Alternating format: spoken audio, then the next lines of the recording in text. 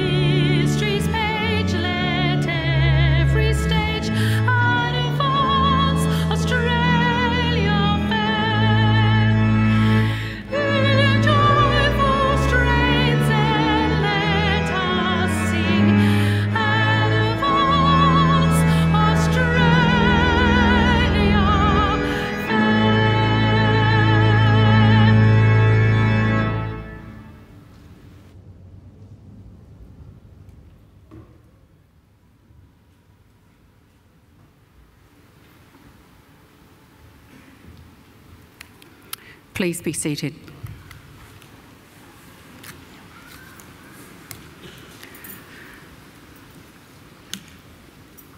Distinguished guests, ladies and gentlemen, I'd like to invite Chris Tobin, representative of the Darug people, to offer the traditional welcome to country.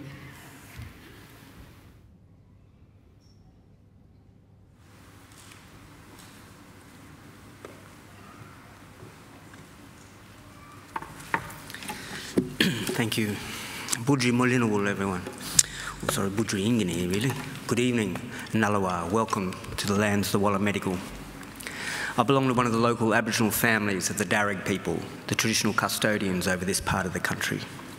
I wish to firstly pay my respects to the country and its people, and to thank the university for their invitation to welcome you here this evening.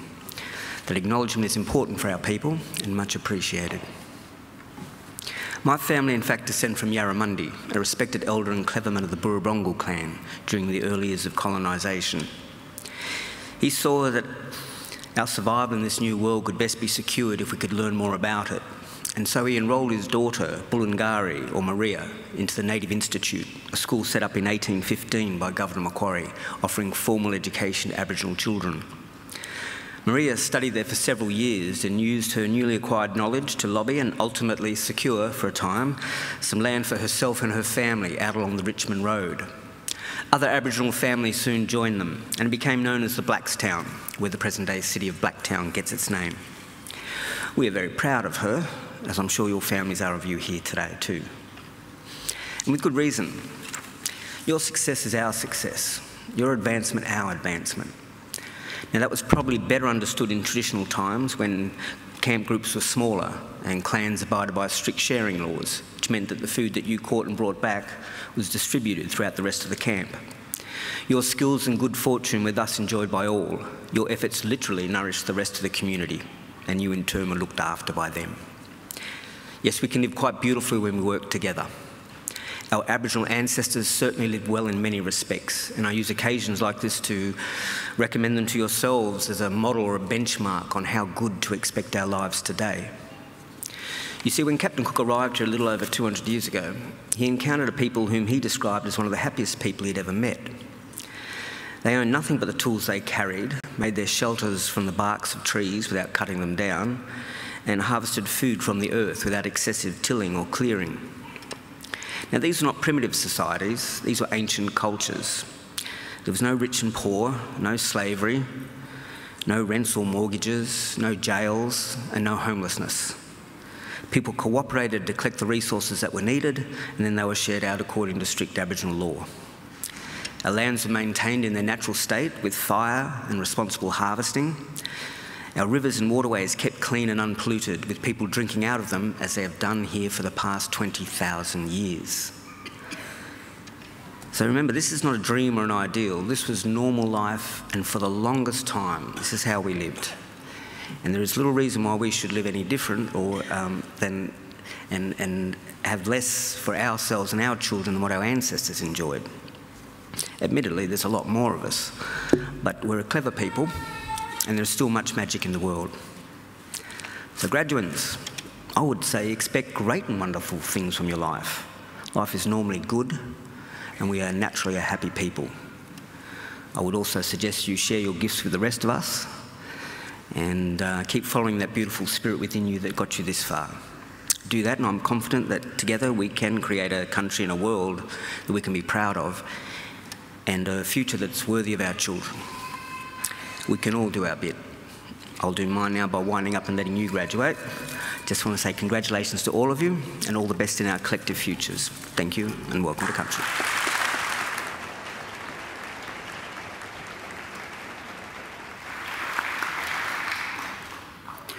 Ladies and gentlemen, I'm pleased to introduce the Chancellor of Macquarie University, the Honourable Michael Egan, AO.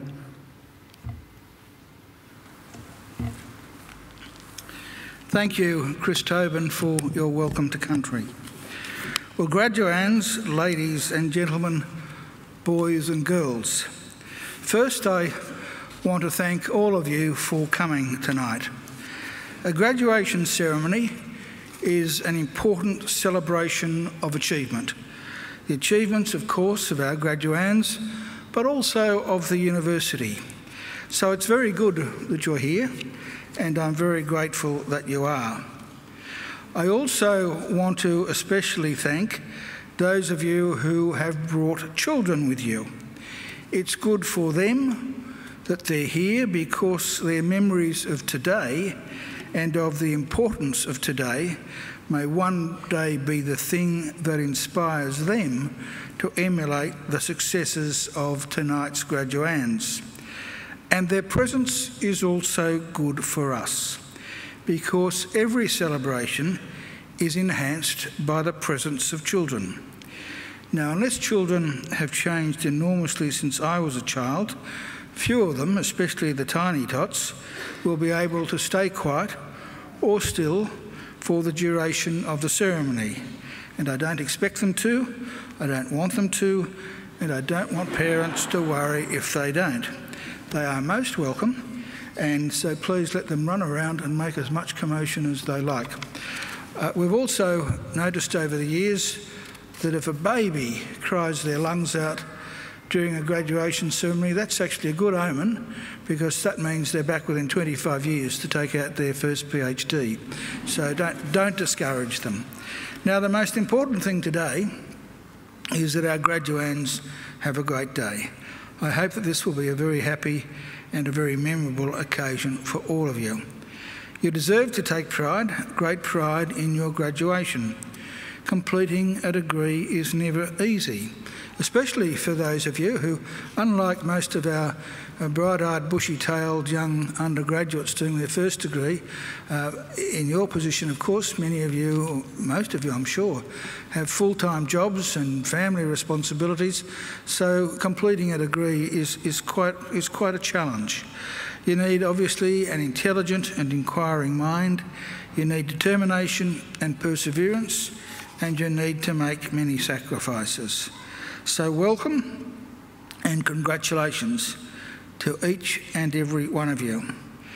I also want to congratulate all of you who are here tonight as guests of our graduands, because if you think about it for just a moment or two, the fact that you've been invited by one of our graduands to share one of the great days of their lives is proof positive that you've been very important in their lives and in the successes that we celebrate tonight. And I don't want you to think either that observing tonight's graduation is the end of your role, because I have another very important service for you to perform for our newest graduates, as they will soon become. I want you to make sure that the degrees they receive tonight are never ever put in a bottom drawer, but are always proudly displayed in a position of prominence. In other words, if our graduands are too self-effacing to proclaim their own success, you make sure that you do it for them. Now, the ceremony that we're about to participate in is one of the world's oldest social rituals. For centuries, graduates have been donning robes just like the ones our graduands are wearing today, and participating in ceremonies just like this one. Indeed, there are some 50 universities in the world which can trace their history back more than 500 years. Now, Macquarie University obviously is not one of them. We're a very young university. We celebrated our Golden Jubilee, our 50th anniversary, just 4 years ago. We proudly take our name from Australia's greatest colonial governor, Governor Lachlan Macquarie, a man whose greatness and achievements were never acknowledged by his contemporaries, but only by history. Those of us who went to school in New South Wales were taught that Macquarie was a great builder, and that's true, he was. But his greatest legacy had nothing to do with bricks and mortar. His greatest legacy was the ethos he established, much to the annoyance of the British authorities at the time, of an egalitarian society, because it was Macquarie's insistence that in this fledgling convict colony there be no distinction between the free and the freed that was the foundation of the Australian notion of a fair go for all. And that is a legacy that here at Macquarie we will always aim to maintain and honour. After our first 54 years, we now have more than 184,000 Macquarie graduates living in 142 countries. Macquarie is a very modern and outward-looking university. We're now ranked in the top 2% of the world's universities. From our beginnings, we have defied the traditional boundaries of academia. We've pioneered, and we continue to pioneer, learning and teaching approaches that challenge conventions and shift thinking. Our students play a major role in their own learning and are empowered to guide what and how they learn. We're also research pioneers. Our framework for the future, world-leading research with world-changing impact, is brought to life by renowned researchers whose bold and innovative solutions to issues of global significance are of enormous benefit to the world we live in. And by the way, that's not an idle boast. I'm sure almost everyone here at some stage has made use of Wi-Fi. Now, Wi-Fi was not developed at Harvard University or Oxford or Cambridge or Melbourne or Sydney or the ANU. No, Wi-Fi was developed by Macquarie engineers and scientists in conjunction with scientists from the CSIRO. Now that's something that both Macquarie University and indeed Australia can be very proud of. And I might say that the research that's currently underway at Macquarie is no less significant. I'm sure all of you will be aware of the very recent death of Professor Stephen Hawking, a brilliant scientist and a marvellous and inspiring man. The disease he fought almost all of his life was motor neurone disease. And I'm proud to say that our Faculty of Medicine and Health Sciences is at the forefront. In fact, I think it's fair to say we are the Australian leader in helping to find a cure for that dreadful disease. And I don't know whether you read about the shark attacks in Western Australia a couple of days ago, or the ones on the north coast of New South Wales a few weeks back, but if anyone here's a surfer, you might be pleased to know that our researchers are even working on an innovation that will prevent shark attacks on surfers in the future. In fact, we have countless research projects underway, all of which have enormous potential to add to the world's knowledge and well-being. We're also proud of some of our new or relatively new facilities, including our Australian Hearing Hub, our library and our hospital. We are still the only university in Australia which owns and operates our own hospital. But we do have a lot more to do to make sure that all of our facilities and buildings are fit for purpose. If you'd come here during the day, during daylight hours, you might have thought you were visiting a war zone, because we have a lot of construction underway. There's a huge big hole out the back where our central courtyard used to be, and is the site of our new central courtyard, which will house new food and beverage facilities, other social and study areas, as well as on-campus student accommodation. And a little further away, our arts faculty building, one of our oldest, has been completely gutted and will be replaced by a new arts precinct, which will also include new spaces for our superb museums and galleries. So we're looking forward, and we're on the move. Here at Macquarie, we have a very clear and straightforward mission, and that mission is to transform people's lives and to improve the lives not just of our own students, but also of people all around the globe, by the work and achievements of our graduates and by the fruit of our research. We want Macquarie always to be a leader in teaching and learning, and a leader in the accumulation of knowledge and understanding. In other words, an ideal community of scholars. And graduands, in just a few minutes, it will be my very great honour to confer your degrees upon you and welcome you as lifelong members of that community of scholars we proudly call Macquarie University. Now, graduands and ladies and gentlemen, it's now my great pleasure to introduce our occasional speaker, Mr. Gavin Fox-Smith. With more than 30 years' experience in the medical devices industry, including 21 years at Johnson & Johnson, Gavin has an extensive background as a senior executive in the Asia-Pacific region. Gavin was recently appointed Vice President for Johnson & Johnson Medical Devices Asia-Pacific, leading global education solutions. Gavin has a strong record of leading organisational growth, change and transformation, and is well known for his track record of developing and exporting outstanding leaders and ensuring a truly diverse and inclusive workforce. Gavin is a Governor of the American Chamber of Commerce, a member of the Male Champions of Change in STEM, and Ambassador for Bowel Cancer Australia and Rotary Oceania Medical Aid for Children. Ladies and gentlemen, I now invite Gavin to deliver the occasional address. Ladies and gentlemen, please welcome Mr. Gavin Fox-Smith.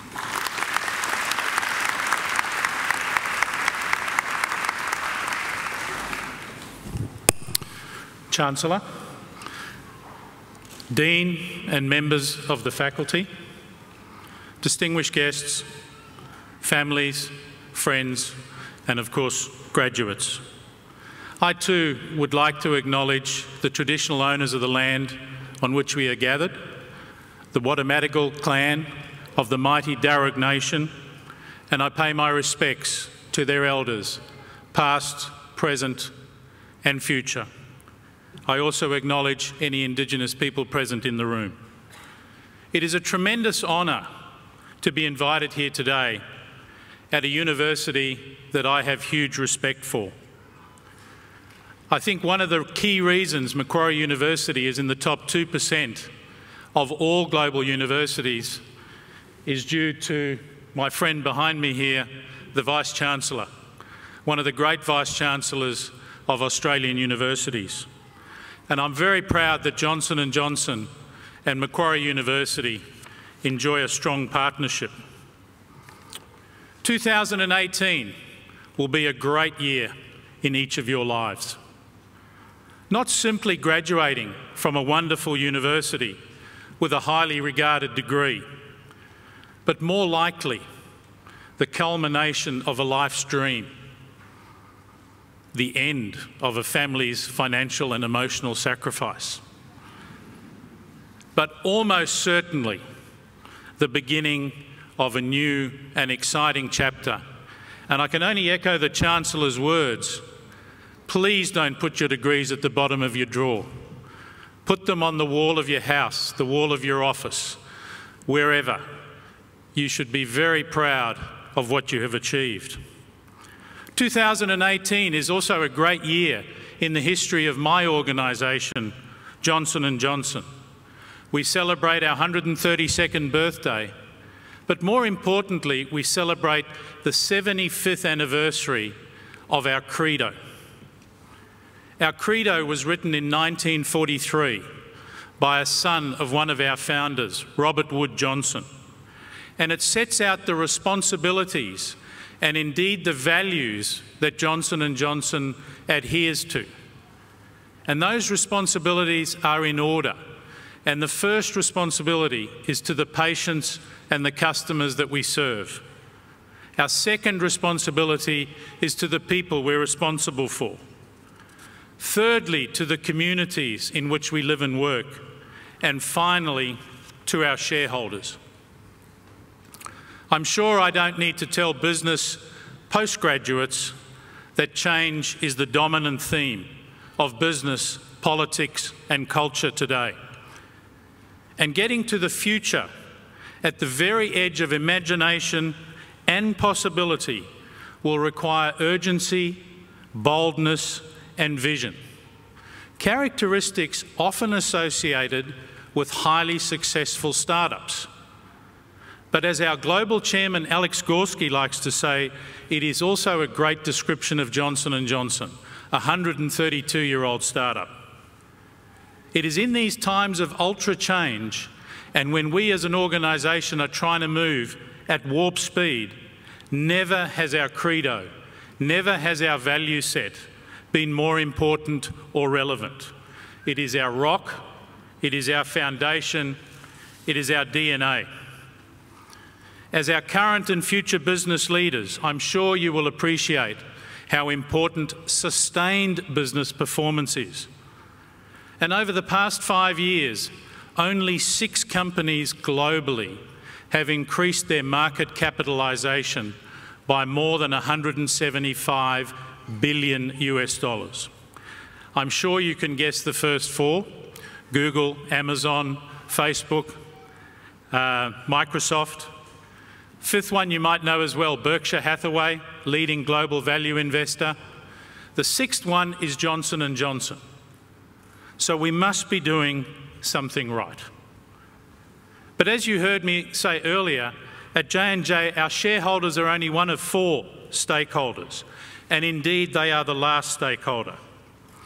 So what does our credo mean to me, and how does it practically work? I'm very reluctant to provide this as advice, so I'll simply share with you what I've learnt over the last 21 years. Never forget that it is because of the customer. In our case, it's the patient, the surgeon, the nurse, the hospital. Never forget that it is because of the customer that we exist. And whatever leadership role that you may have in the future, stay fully connected to whoever your customer is. Their insights drive our innovation, and no greater inspiration exists for us at J&J is when we serve every customer across Australia and New Zealand, caring for every single patient. Secondly, I've learnt every person you are responsible for deserves, and in fact expect, to know how they are performing, where they can improve, what development plans are agreed, and what does their career look like.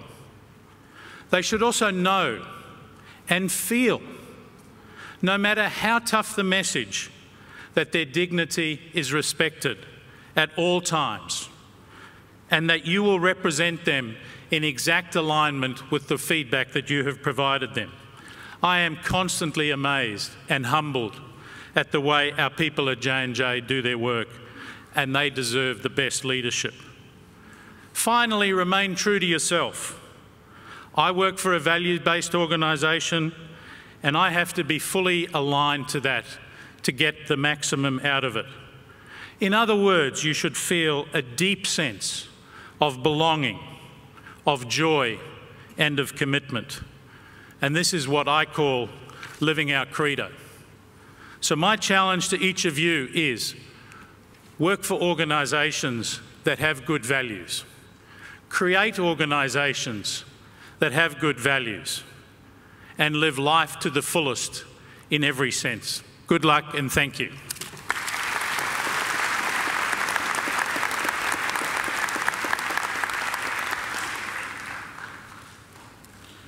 Well, thank you, Gavin, for a marvellous occasional address and some absolutely first-class advice.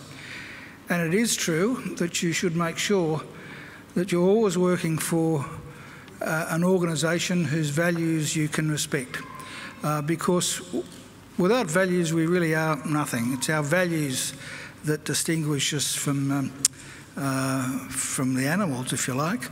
It's what makes us good human beings or bad human beings. And it's also true that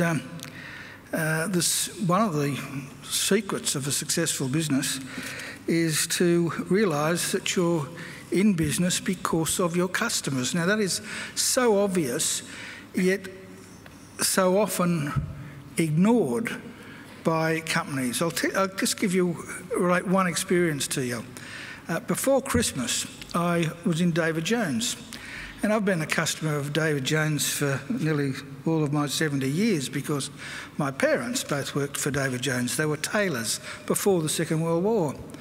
And so, naturally, if I want to buy something, I go to David Jones.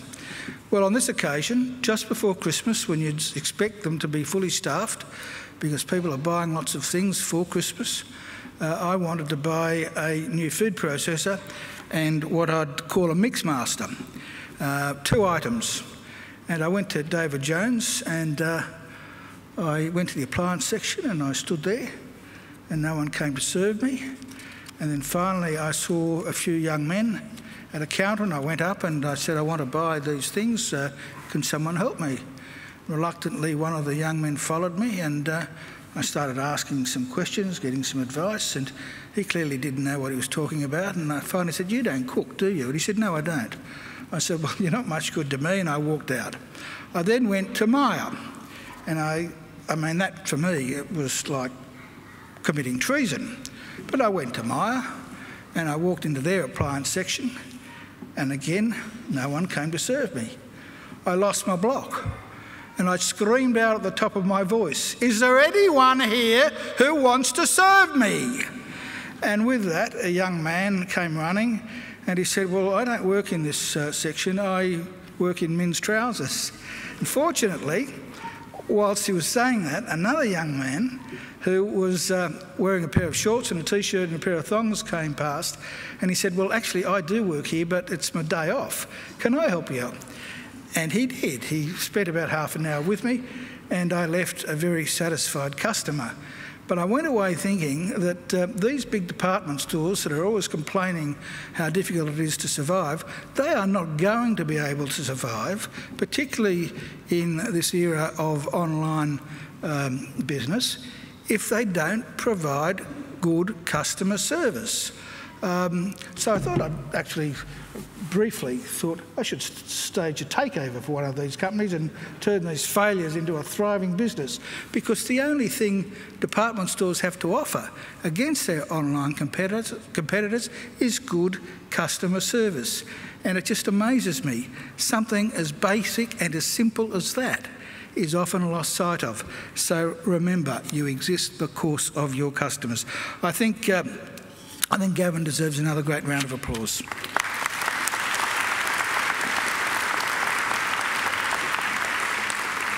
And I even wrote down the name of the young man in his shorts, t-shirt and thongs, and wrote a letter to the CEO of Myer. I hope he got appropriately rewarded.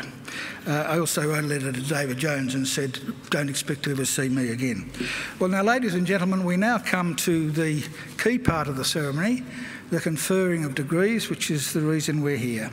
But I need to make absolutely certain before I confer a degree on anyone that they are absolutely entitled to graduate, that they have fulfilled all of the requirements that the university requires. So I'm going to ask the University Registrar, Ms Gail White, to assure me that you are all qualified, assure me that none of you were ever late in submitting an assignment, and that none of you ever skipped a class. Gail, can you give me those assurances, please?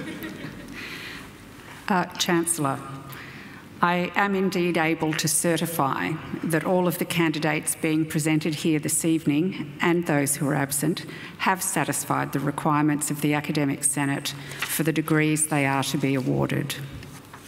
Would all candidates for admission to degrees please stand? Is that you? Yes, that's right.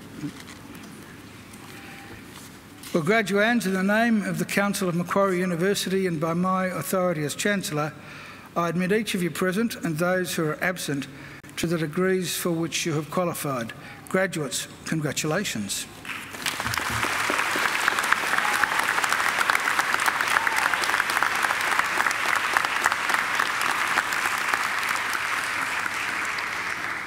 Please be seated. Chancellor, the graduates at this ceremony are from the Macquarie University Graduate School of Management in the Faculty of Business and Economics. And I now call upon Professor Norma Harrison, Professor of Management, MGSM, of the Faculty of Business and Economics, to present the graduates. Professor Harrison.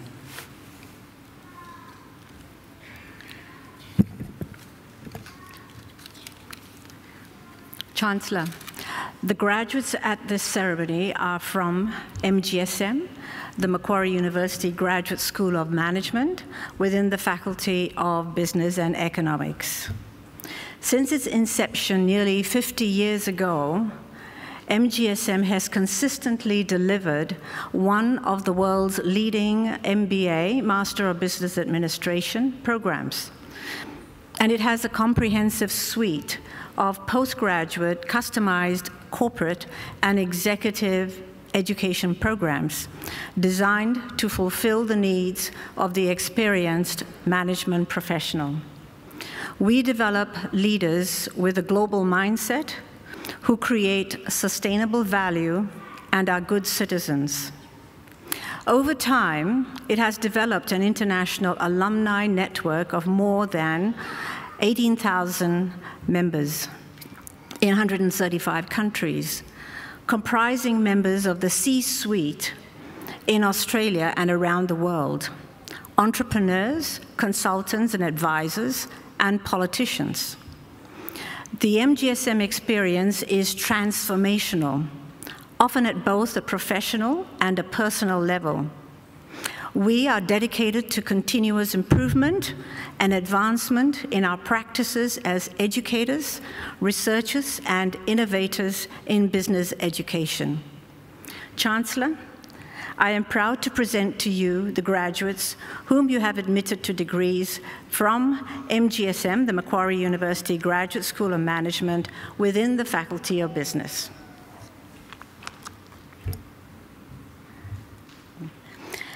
Chancellor, I present the graduate from the Faculty of Business and Economics admitted to the degree of Bachelor of Commerce, Yi Yi Chen.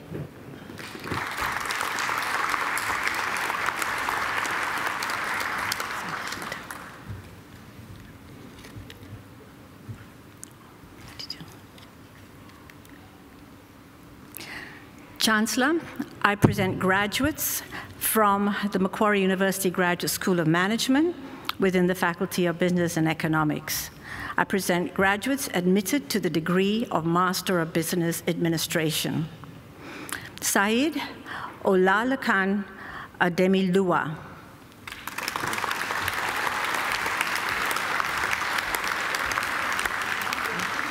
Afridi? Yeah.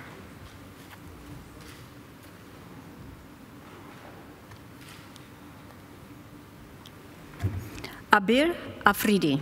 Thank you.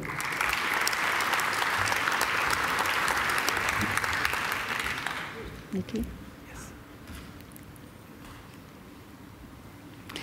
Nikki Pratama Agahari.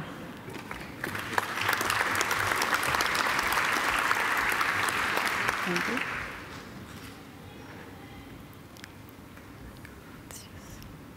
Andrew Zenon Agoratsias.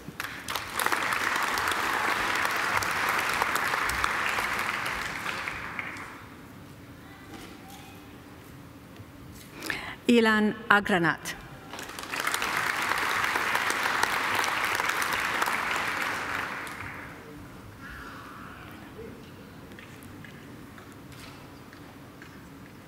Pascal Paul Eli Alix.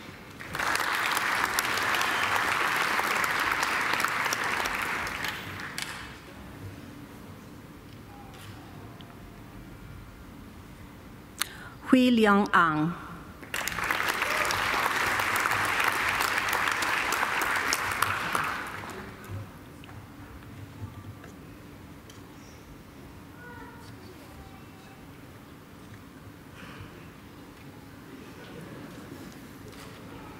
Dashmit Arora.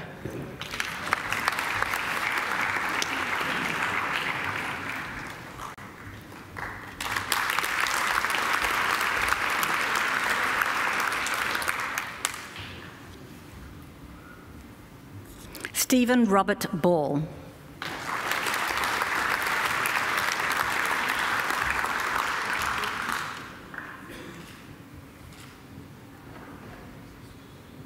Abhinav Bansal.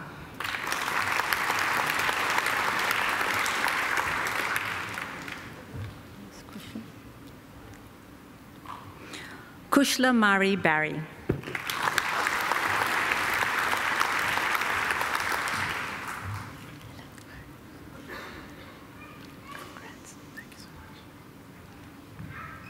Chirag Bhagat.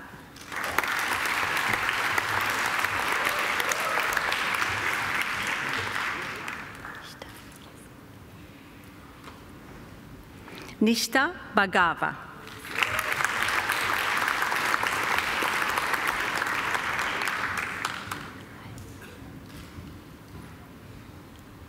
Siddhartha Bhagarva.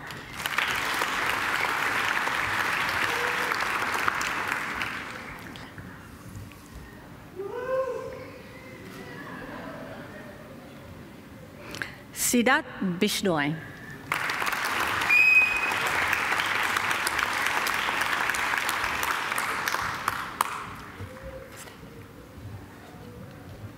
Michael Blackmore.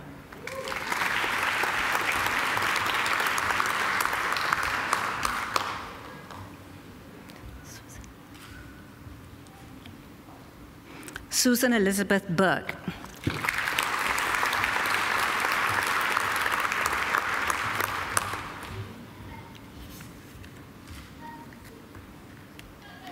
Adam Bracey.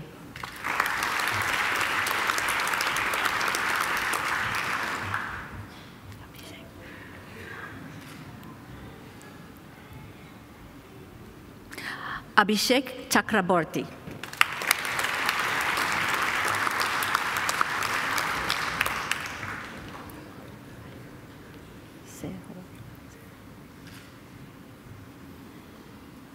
Seho Cho.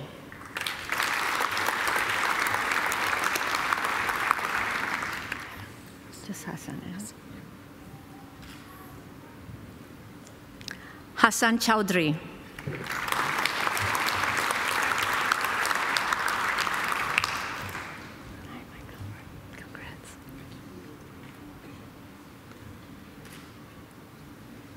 Michael Cluley.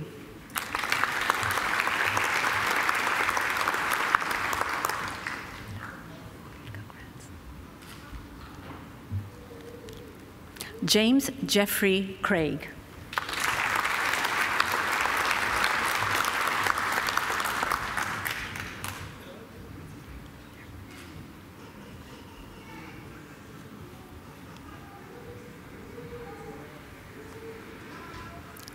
Nihal De Cruz.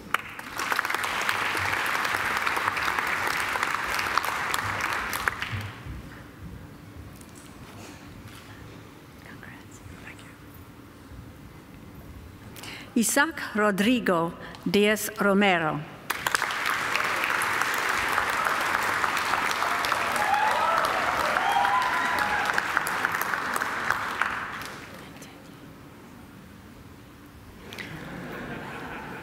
Tanya Lee Dillon.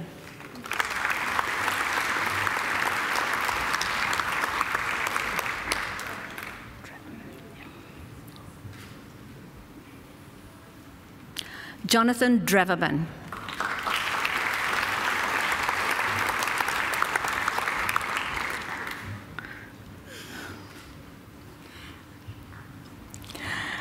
Chai Trawali Baji Daraway.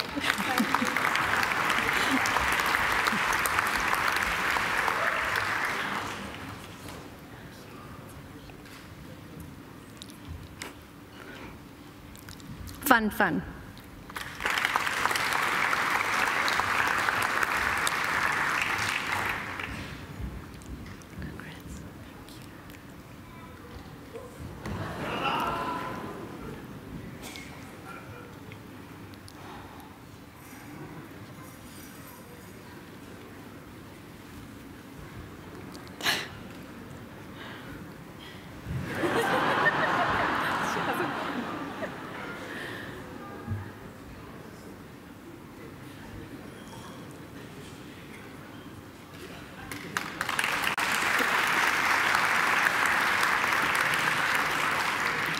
Dena Fahag Dashuri.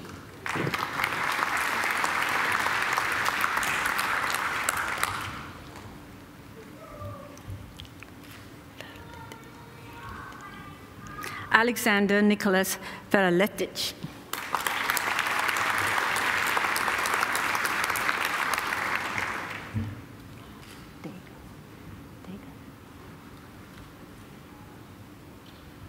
Welly Tega Firmanto.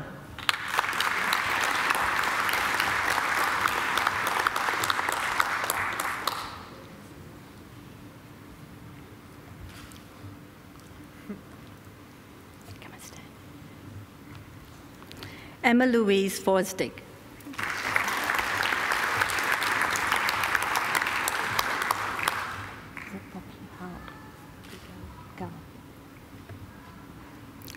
Poppy Gao Gurungan.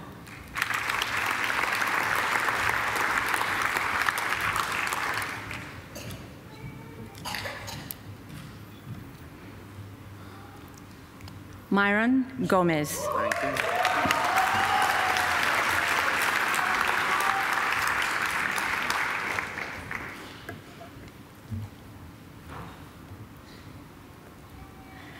Akshay Govind Raj.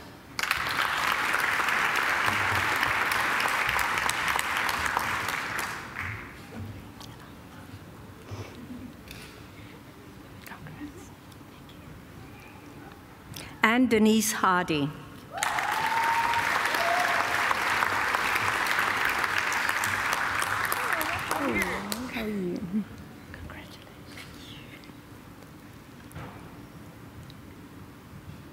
Zinia Janat Hashmi.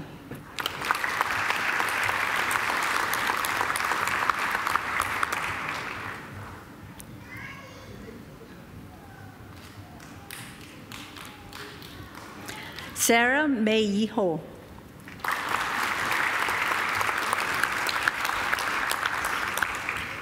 Hi, Norma. Good to see you again. Ho Siu Woon Veronica.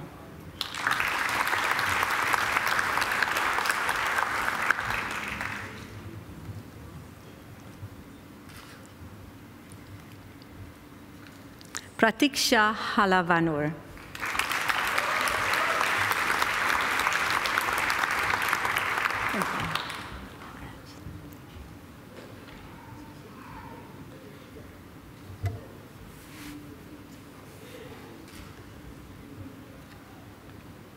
Sarah Horn.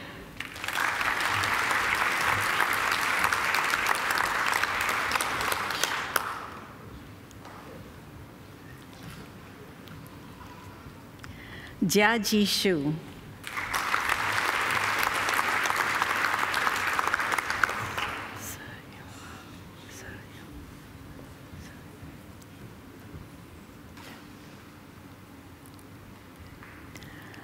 Zeryu Huang.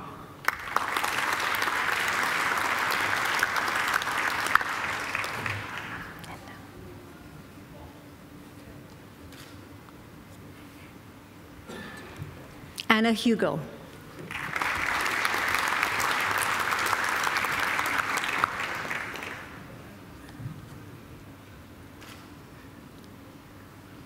Haley Humphreys.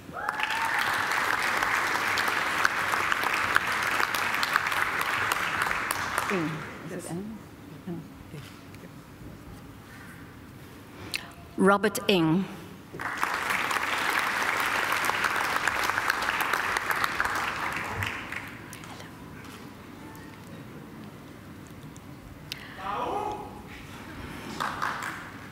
Taukir Islam Khan.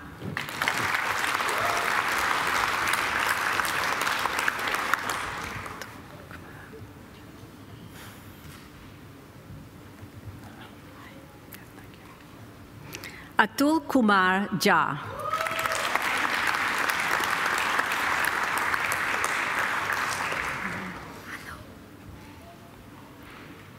Priya Johar.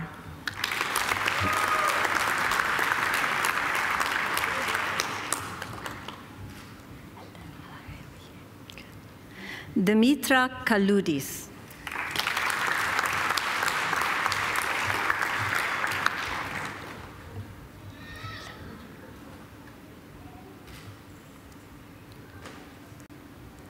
Paresh Uday Kamat.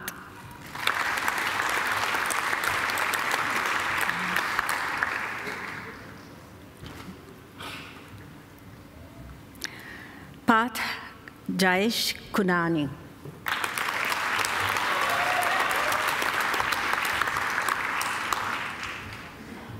Sina?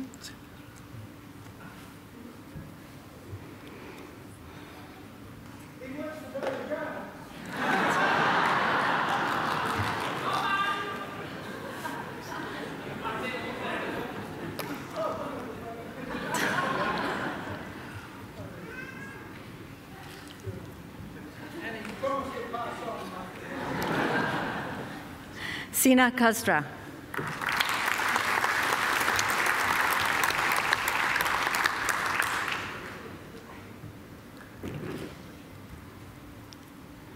Ryan Paul Keel.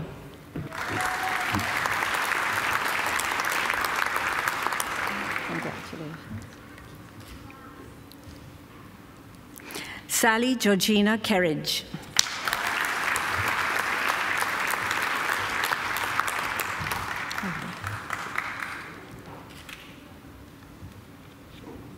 Navid Ali Khan.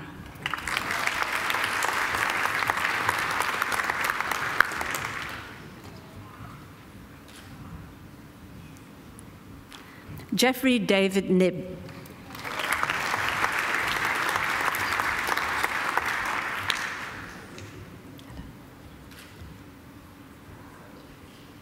Anchal Kumar.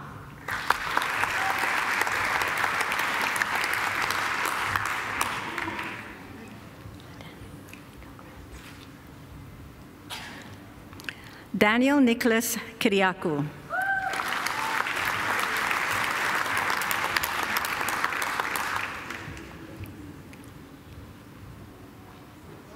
Is it Lampro?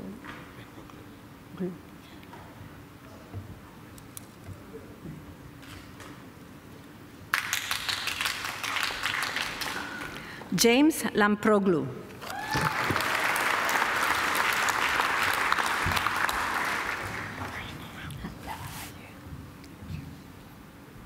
Sing Lau.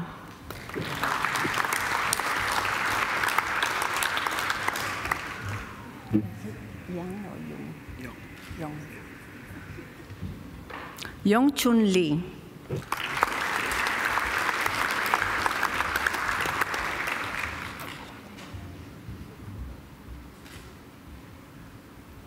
Nicola Lewis Hughes.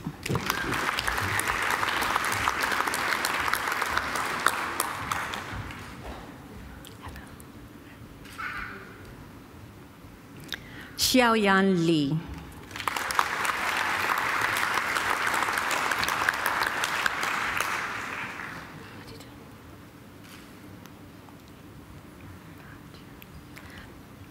Shalin Harendra Lembachia.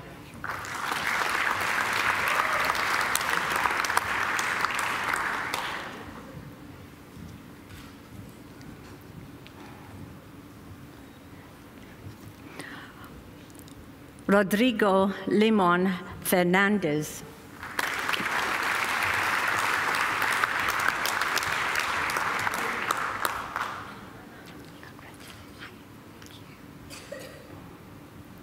Ayushi Malhotra.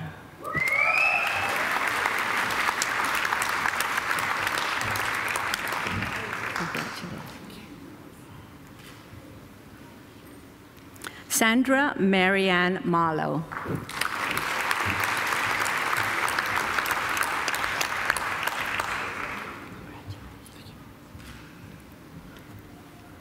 Craig Stephen Matthews.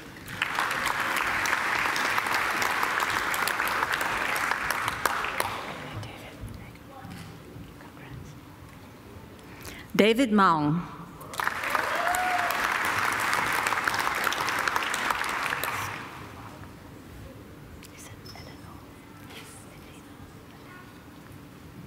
Mary Eleanor McCaskill.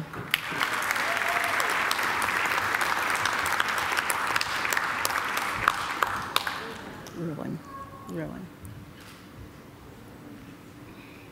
Andrew Rowan McDowell.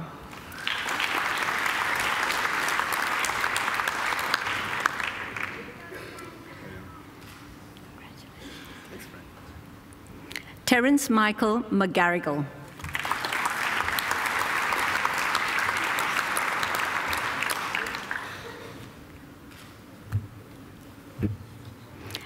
Andrew Hamilton McKissick.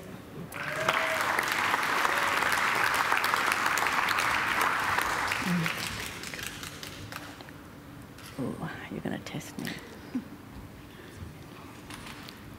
Tatiana Fernande Montealegre Taurus.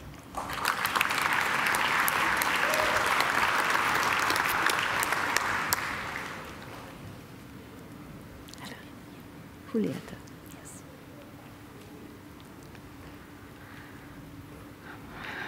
Julieta Moreira Angulo.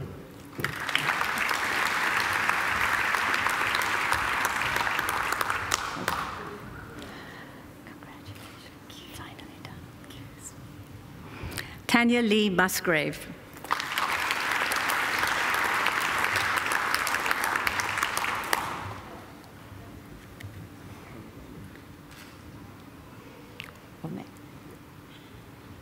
Mohammed Wamek Naim.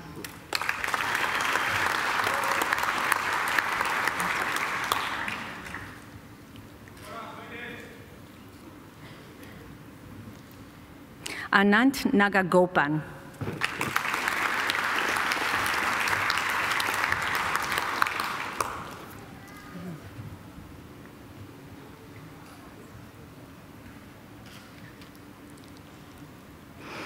Kirisha Naidu.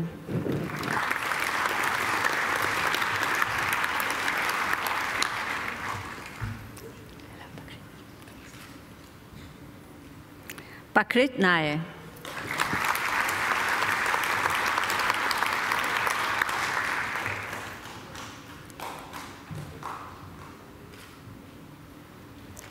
Jinling Adeline Neo.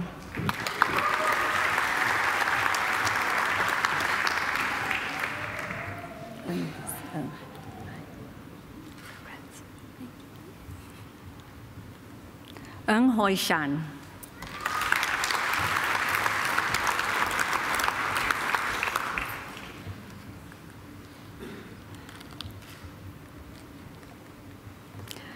Danreb Ramos Pablo.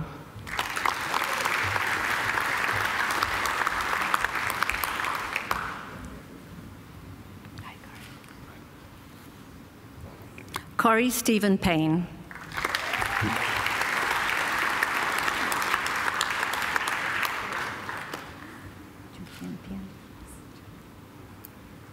Jenny Ju Chen Pien.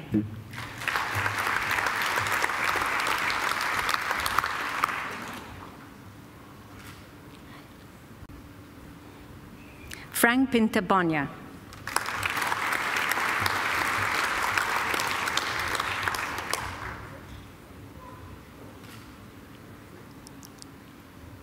Bernard Hamilton Pius Missia.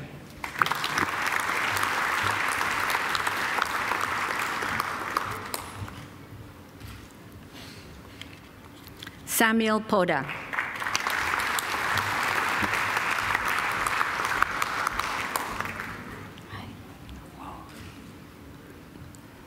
Rakna.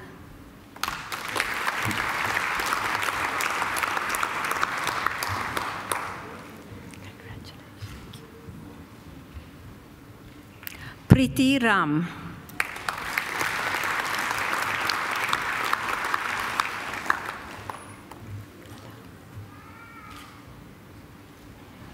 Anjana Rao.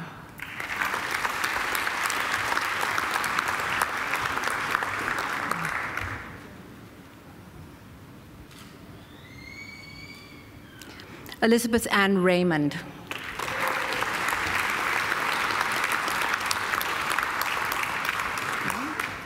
Congratulations. Thank you very much.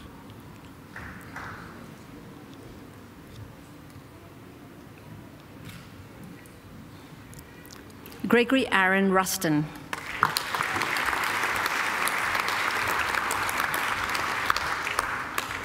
Congratulations. Thanks. Come stand up. Oh. Chester James Salter.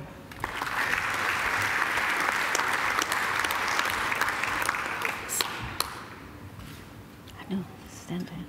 Congratulations. Anubhav Saran.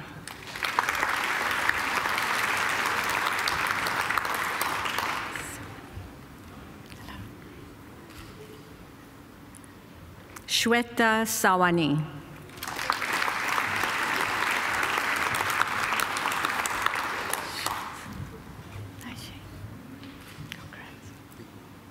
Shane Scott.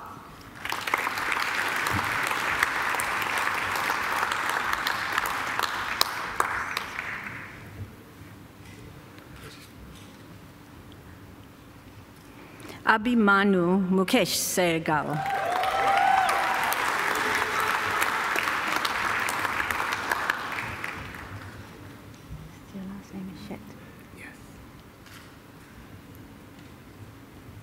Ankit Jayesh Shet.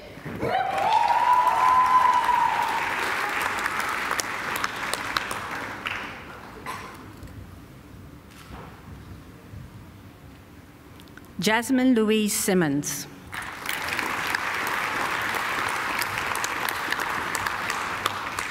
Hello. Congratulations. Thank you so much. Finally. Yes. Prabjot Singh.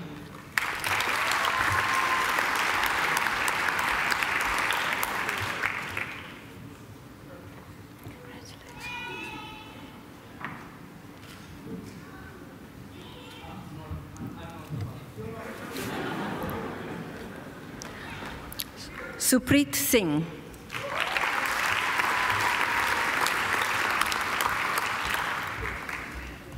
Congratulations. Dale Robertson Smith.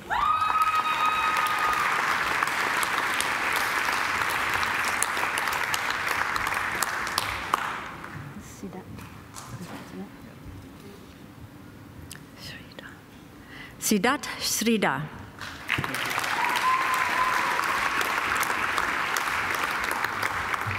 Really didn't make it, did you? Congrats. Good to see you.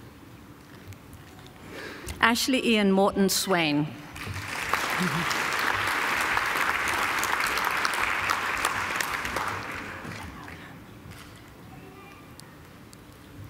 Tang Chun Hin.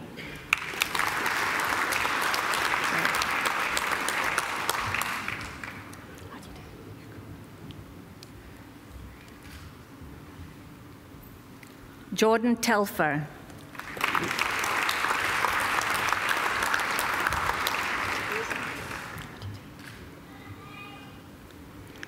Yannick Townsend.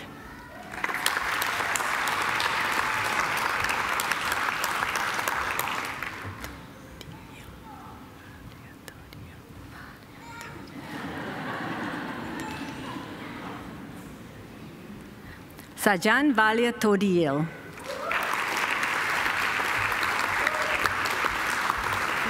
Full name? Anthony, yes. Anthony James Van Gelder. Okay. Anthony James Van Gelder.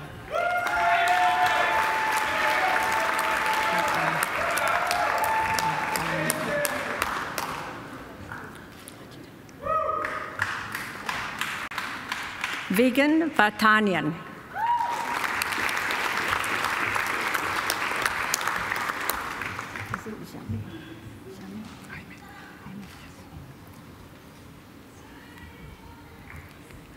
Jaime Luis Vallegas.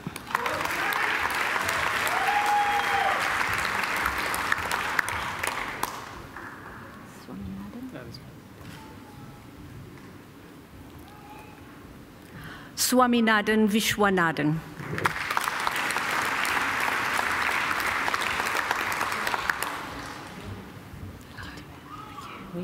Yeah, that's right.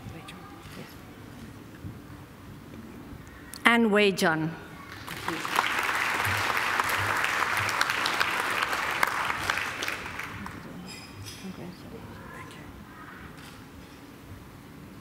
David Gordon Wall.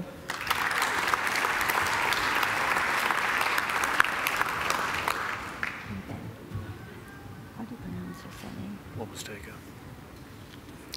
Benjamin John Womstega.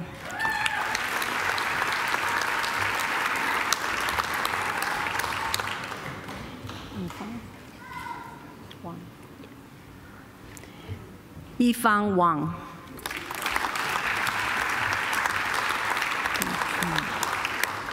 Thank you.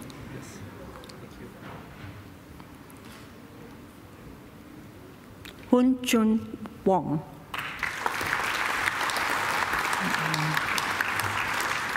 Just Melvin Wong will do. Just Melvin Wong? Melvin Wong. Okay. Melvin Wong.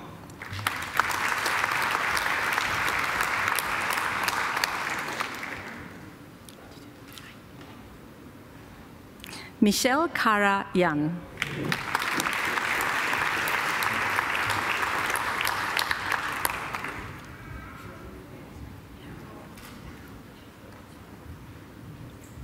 Shirmiao Yu.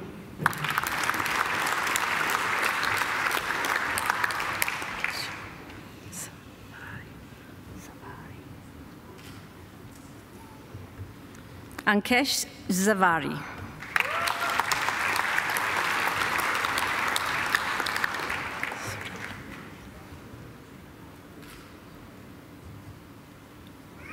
Janine Zuraflov.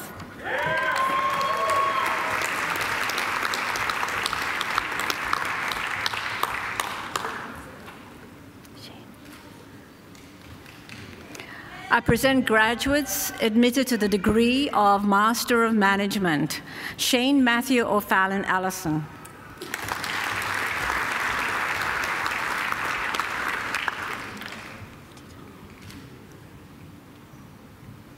Masroor Aziz.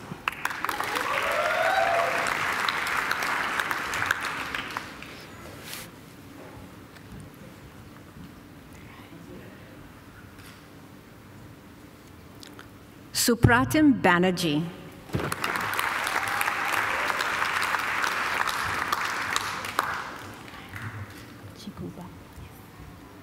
Fortunate Jiguba.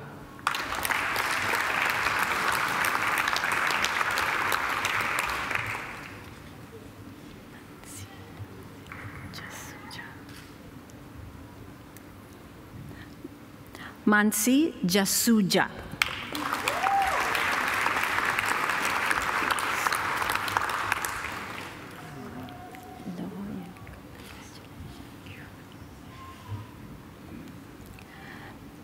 Nisag Mahendra Kapadia.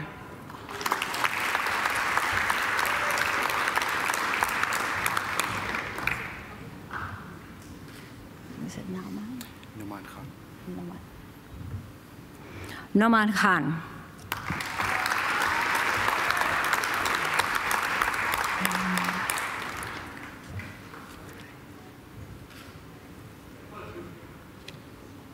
Hima Bindu Lingam.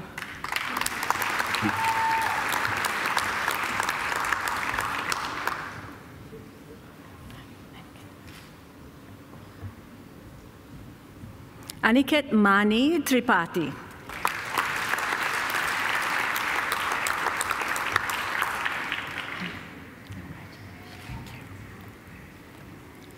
Fahad Manzoor.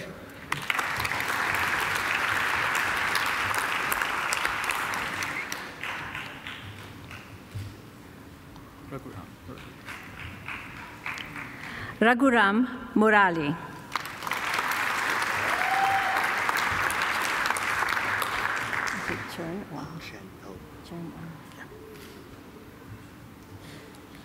Chern O.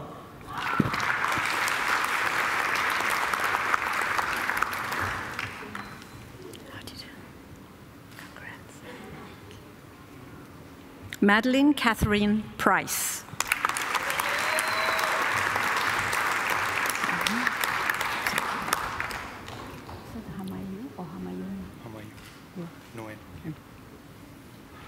Hamayun Sagir.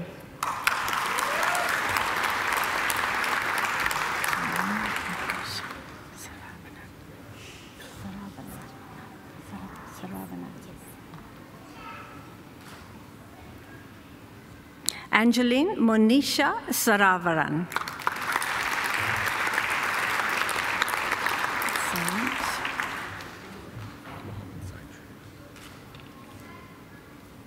Mohammad Saim Sharif.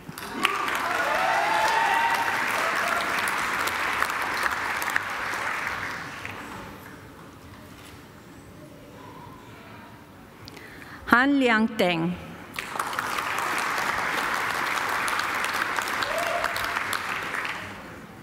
Congratulations. Brian Craig Usher.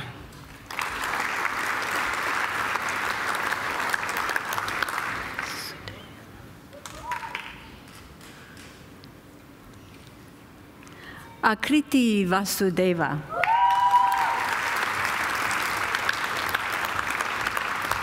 Eric Wang.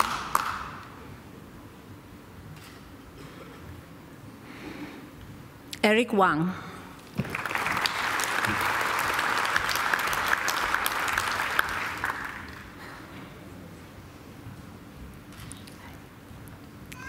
I present graduates admitted to the degree of Master of Social Entrepreneurship. Elizabeth Clark.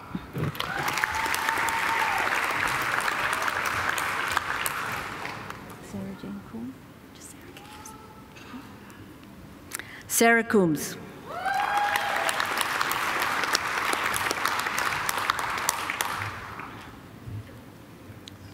Edinburgh. I present diplomats awarded the Graduate Diploma of Management. John Peter Edinburgh.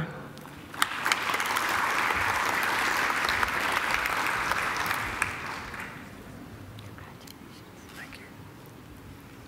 Ben Gregory Hallett.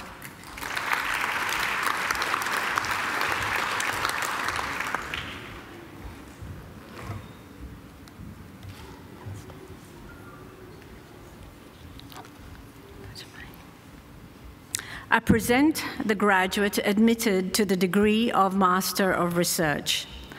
Delaram Najmei Lombani for a thesis entitled Multidimensionality of Performance Dynamics in Microfinance Institutions, Evidence from Emerging Economies.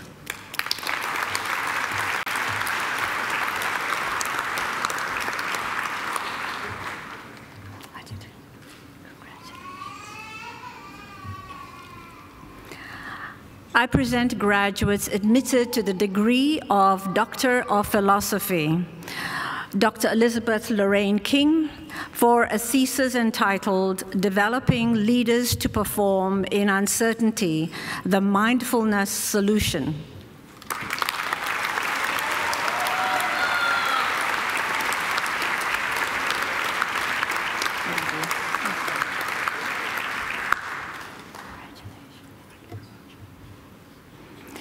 Dr. Ian Christopher Rolfe for a thesis entitled How Do Business Models Evolve in Practice? A Complex Adaptive Perspective.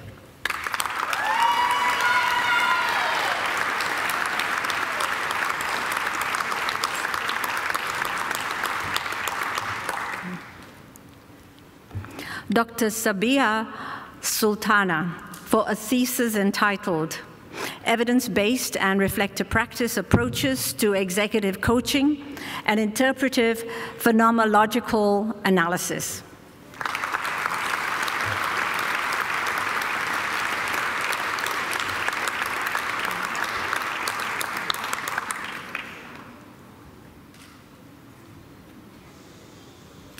Jinjing Justine Wang for a thesis entitled House Prices, Dynamics and Property Bubble Analysis in Australia and China.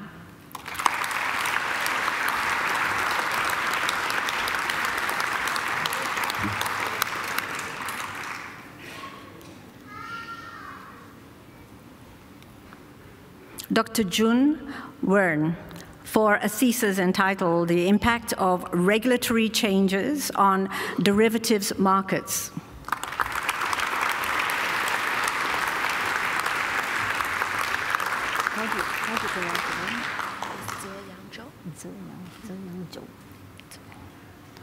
Dr. Zeyang Zhou for a thesis entitled The Impact of Market Conditions, Global Market Liquidity, and High-Frequency Trading on the Price Effects of Trades in Futures Markets.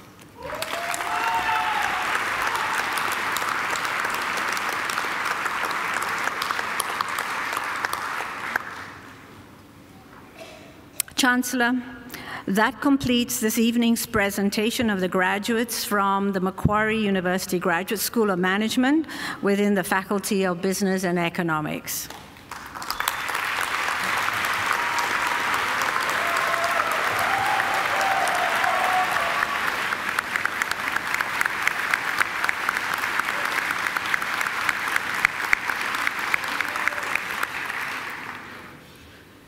Chancellor, I call on Mr. Hui Leong Ang, who has graduated this evening with a Master of Business Administration, to speak on behalf of the graduating group. Mr. Ang.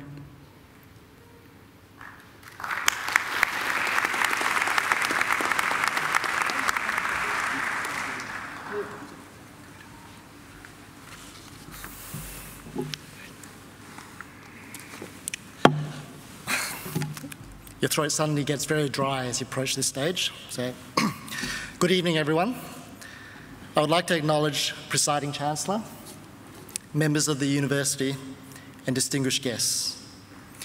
Also, I want to recognise our family and friends, whom without their love and support, none of us would be sitting here today. Tonight's achievement is as much yours as it is ours. And finally, I want to acknowledge the reason we are all here today, my fellow graduates for 2018. Only we can truly understand the hard work, dedication, and sacrifice that we've all made to be here tonight. And for that, we should all be very proud. It truly is a great honour and privilege to stand here tonight to represent this graduating cohort, especially knowing firsthand the calibre of my peers. I thought I'd begin tonight by talking a bit about my background, to give you all some insight into my personal journey and how I came to be here tonight. After always having had an interest in health and the sciences, I began my career as a graduate pharmacist in Perth, Western Australia, and have since spent the last 15 years in community pharmacy, the last 10 of which have been spent owning several pharmacies across Sydney. And at its peak, I was managing about 80 staff. However, about 5 years ago, I started to question my career path. I felt that I had reached a point in my career where I wasn't being intellectually challenged. I felt I was no longer growing on a professional level. I also felt that the industry was at significant risk of disruption through government deregulation. And so I started to question, was this what I really wanted to do for the rest of my life? As my wife eloquently put it, I was going through a midlife crisis. After having spent 15 years building my businesses, not to mention having 2 young dependent children, the easy choice would have been to take the path of least resistance, play it safe, and stay within pharmacy. But if I did that, I would not have been authentic. I would not have been true to myself.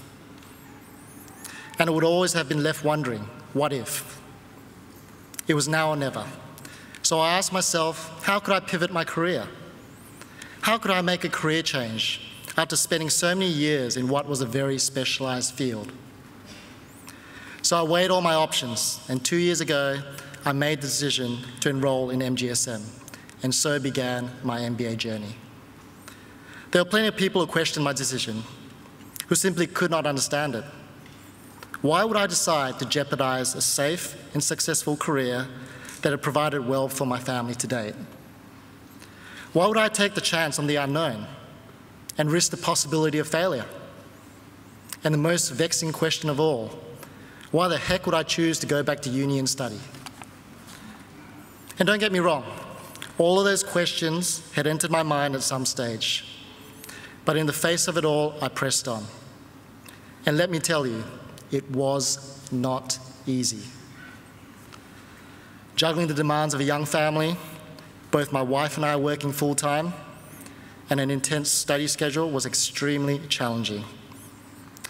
After having completed my MBA, I stand before you tonight, working for one of the largest healthcare companies in the world, Johnson & Johnson. In my role, I report directly to the Managing Director for Johnson & Johnson's Medical Devices Division across Australia and New Zealand. Whilst I've only been in the role for 6 months, the exposure that I've gotten over this time has been phenomenal.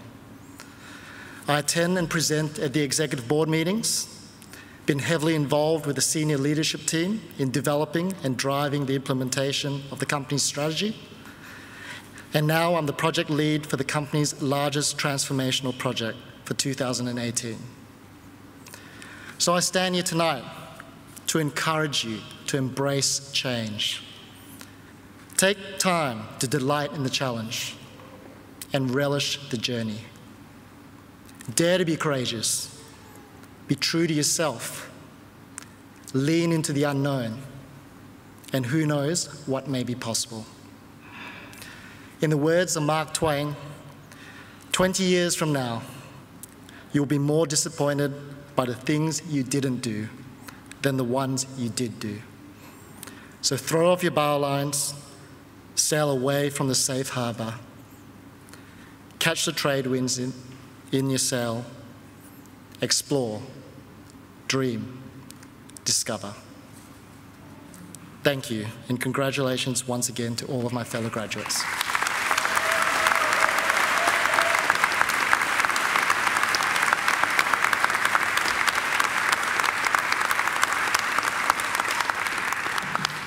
Well, congratulations, Leon. That was a really great speech, and congratulations too on your MBA. Now, you mentioned that your wife thought you were having a midlife crisis when you changed careers. She was wrong. You're too young for that. Your midlife crisis is still to come. But I hope you handle it as well as you've handled a change in career. And of course, Leon's right. If you don't feel that you're really enjoying and getting worth out of what you're doing, don't hesitate to change course, because you will find something you like doing, and you really do have to enjoy what you're doing if you're going to live a happy life. I think Leon deserves another great round of applause.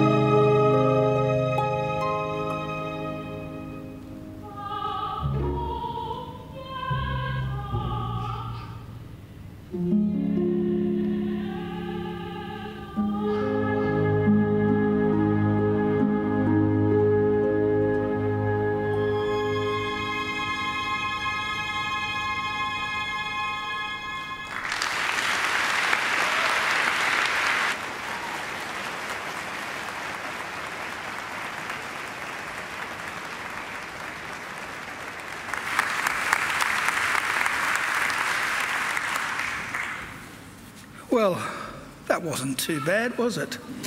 That glorious voice, ladies and gentlemen, belongs to Angela Brewer. And I might say you're very fortunate that you heard Angela sing tonight, because although she sings at almost all of our graduations, occasionally she can't make it, and when she can't, I do the singing. And you think I'm joking, but yesterday I did. I think Angela deserves another great round of applause.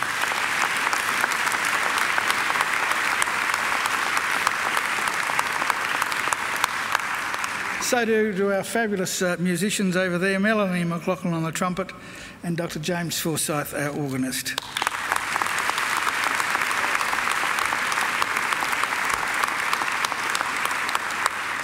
And sitting over here, and at least one over there, are our alumni volunteers who come along to our graduation ceremonies to make sure everything goes just as it should, and I'm sure you'd like to thank them for their great work.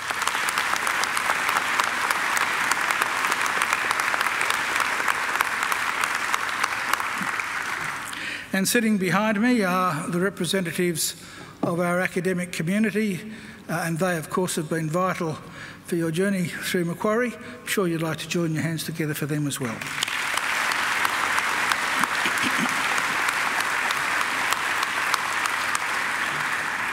Well, now, graduates, this ceremony marks the end of one stage in your relationship with Macquarie University, but it is certainly not the end of your association with Macquarie. From today on, for the rest of your lives, you are part of the bigger Macquarie family, which is our alumni, and part of the network of over 184,000 Macquarie alumni spanning the globe. We'll keep in touch with you through our alumni program, which is focused on lifelong learning, lifelong support, and lifelong connections. Our commitment to you is to help you keep in touch and engaged with Macquarie throughout your life. And graduates, please do make sure to come back to Macquarie, either to undertake more study or attend alumni events, perhaps use our aquatic and fitness facilities, or even, if the mood takes you, just to enjoy a stroll through our lovely campus or enjoy a picnic by our lake. Well, now, graduates, the award of a university degree carries many opportunities and privileges, but like all privileges, it also carries responsibilities. Believe it or not, you, each and every one of you, can change the world, and you don't have to be a Nobel Prize winner to do it either, because almost everything you do, in your homes, in your workplaces, and in your communities matters and can make a huge difference. The consequences of every effort, every action, large or small, can reverberate throughout society, through the decades, indeed the centuries. Even something as simple as a kind word or gesture can often be the spark that ignites a great life or a great career or a great achievement. So as Chancellor of Macquarie University, I charge you to use what you have learned, not only for your own benefit, but also for the benefit of the world we all live in. I charge you to use the skills and knowledge you have acquired with rigour and integrity, and to commit yourselves to a program of lifelong learning and inquiry. I charge you to recognise the worth and dignity of all people, particularly those who have not had the opportunities that you've enjoyed. I charge you to set high goals and to continue the hard work that has brought you so far. I charge you, wherever you go, go with all your heart. And in all you do, I charge you to uphold the good name of Macquarie University. Now, graduates, I hope also that you'll always remember the people who've helped you along the way, many of whom, of course, are here with you tonight to help you celebrate. So, to acknowledge their contribution and thank them for it, I'm now going to ask you to do a couple of things. Graduates, would you now please stand? Now I want you to put your degrees on the seats behind you so that your hands are free, and I'd like you to turn around to face your families and your friends. And now I invite you to give them a mighty round of applause.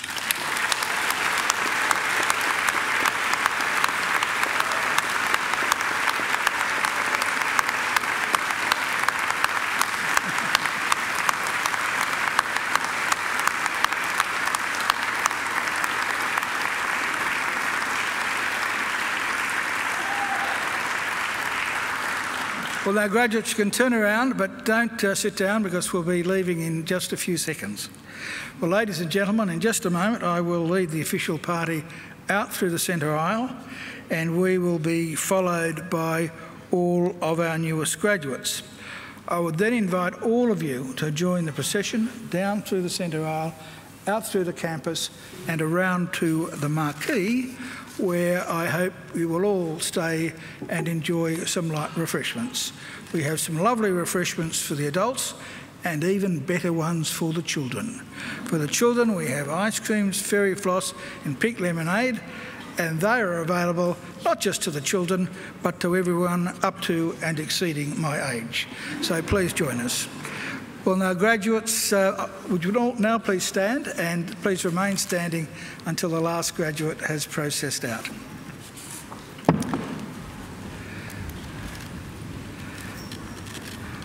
Well, graduates, I wish you well. I wish you the very best for the future, and in the words of the old Irish blessing, may the road rise up to meet you. May the wind always be at your back. May the sun shine warm upon your face and rains fall soft upon your fields. And until we meet again, may God hold you in the palm of his hand. Graduates, good luck.